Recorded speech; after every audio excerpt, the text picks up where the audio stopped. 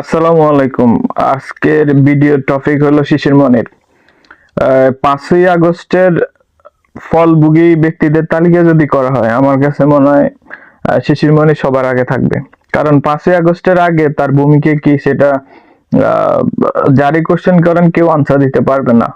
হ্যাঁ, আচ্ছা, আমার কথা হলো যে আসলে শিশির মনিরটা কে সেটা আমরা আগে বুঝি। আমার কাছে মনে হয় যে শিশির মনির ওই ব্যক্তি যার কোনো প্রকার মূল্যবোধ বললে কিছু নেই। আইনজীবীদের তো অনেক মূল্যবোধের মাপকাঠি থাকে।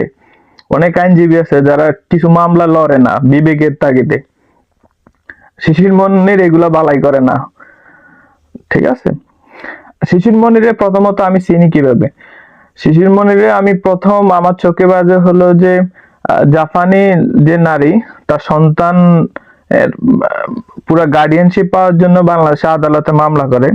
সেই মামলায় কিন্তু লড়ে হলো শিশির মনির। তখন সে ঘন ঘন একদম সংবাদ মাধ্যমে আসতো।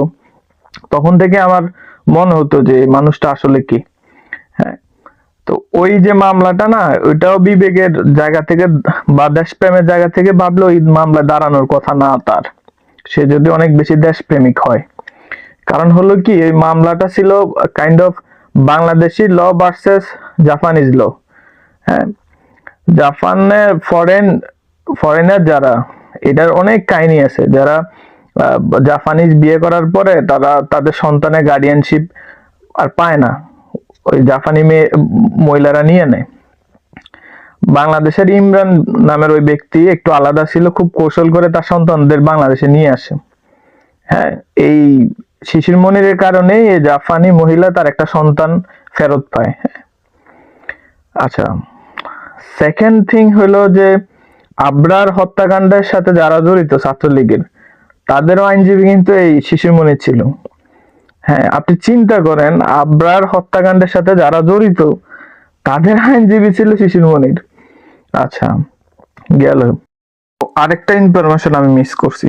সে কিন্তু আওয়ামী লীগের এমপি প্রার্থীদের শুভকামনা জানায় ফেসবুকে পোস্ট দিছিল। ঠিক আছে, বুঝেন কি পরিমাণ। এরপরে এই যে রানা প্লাজা ট্রাজেডি, রানা প্লাজার যে মালিক পক্ষ সোহেল রানা, সে সোহেল রানারও আইনজীবী কিন্তু শিশির মনির। দেখেন কি পরিমাণ বিবেকহীন মানুষ হইলে, কি পরিমাণ বিবেকহীন মানুষ হইলে এই কাজটা করে। হ্যাঁ, সে বলতেছে যে তারেক রহমানের জায়গা থাকলে সেই করতো, আমি তার জায়গায় থাকলে এইসব মামলা লড়তাম না। আমি না, আমার কাছে মনে হয় যে পৃথিবীর যে কোনো বিবেকবান মানুষ তার জায়গা থেকে থাকলে এই মামলাগুলো লড়তো না। গেল। এরপরে আসেন তার সাম্প্রতিক কার্যাবলীর দিকে তাকান। সে পূজাতে যায় বলতেছে যে এই পূজা রোজা মুদ্রার এই ফিটুপিট, আল্লাহ মাফ করুক। এই কথাটা যদি বিএনপির কেউ বলতো, কোনো কারণে তারেক জিয়া বলতো, তারেক জিয়া যে কাফের, ধর্ম অবমাননা করছে, তার নামে এতক্ষণে অন্তত 64 জেলায় 64 দুগুণে কত 128টা মামলা হইতো। তারেক জিয়া করে নাই, বিএনপির কেউই করে নাই। তারপরও বিএনপি শুনতে হয় বিএনপি ধর্মবিরোধী।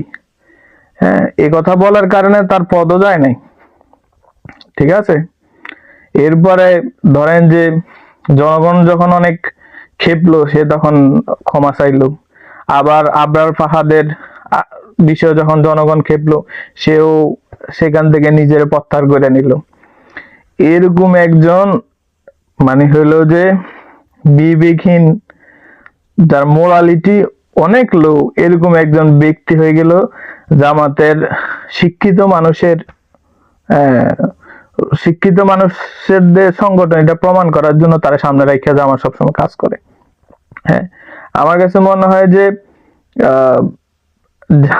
জামাত আসলে, মানে আমি একটা সময় যেহেতু শিবির করতাম, আমার কাছে মনে হয় যে শিবিরের কোয়ালিটি এখন খুব বাজে হয়ে যাচ্ছে। দেলোয়ার হোসেন সাইদি, গোলাম আজম বা ওনাদের সময় যে জামাত ইসলাম ছিল, বা তার পরবর্তী 2012, 13, 14, 15 এই সময় পর্যন্ত শিবিরের কোয়ালিটি অনেক হাই ছিল। হ্যাঁ, এখন কোয়ালিটি দেখেন। ইসলাম কি এভাবে কায়েম হয়েছে কখনো যে আপনারা শত্রু বলল, শত্রু আপনারা মিথ্যা দিয়ে অপবাদ দিছে, আপনার শত্রুরে আবার পাল্টা আঘাত করলেন আবার মিথ্যা দিয়ে। শত্রু আপনারা ধরে নিলাম গালি দিছে, আপনিও তার পাল্টা গালি দিলেন। ইসলাম কি তা শিক্ষা দেয়? আপনি শিবিরের দেখেন, আপনি শিবিরের বিপক্ষে বলেন, জামাতের বিপক্ষে বলেন, নিশ্চিত গালি খাবেন। এবং এবং আপনারা এমন ভাষায় কথাবার্তা বলা হইব, মনে হইব যে আপনি কিছুই জানেন না। কিন্তু ওই 2 first 4 first 5 first 6 first 7 first 8 first গ্রামের লাতপুতু সুটুরা অনেক শিক্ষিত মেধাবী, কারণ তারা জামাত ইসলাম করে। আর যারা হইলো যে বাইরের ডিগ্রি নিয়ে স্কলারশিপ নিয়ে পড়তে এসে আসার পরেও তারা শিক্ষিত না, তাদের চোখে শিক্ষিত হইলো তারা যারা হইলো ওই জামাত ইসলাম করে, শিবির করে।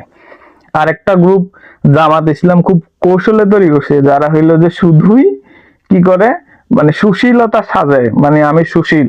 যেমন আমি আমার একটা ক্লোজ ফ্রেন্ড যারা আমি দেখছি আমার সাথেই শিবিরের সদস্য ফর্ম পূরণ করতে, সে এখন সুশীল সাইজে বসে আছে। সে এখন সুশীলতার সাথে সাথে পোস্ট করে এবং খুব কৌশলে, আমার কাছে মনে হয় যে তারা খুব কৌশলে একজন ইউজ করতেছে। তো এগুলো আমাদের আইডেন্টিফাই করতে হবে। হ্যাঁ, তো এগুলো যদি আপনারা না বোঝেন, সামনের দিন আওয়ামী লীগ যেরকম, হাসিনারা আপনাদের চিনতে অন্তত 15 বছর লাগছে, যে হাসিনা ফ্যাসিস্ট 15 বছর লাগছে চিনতে।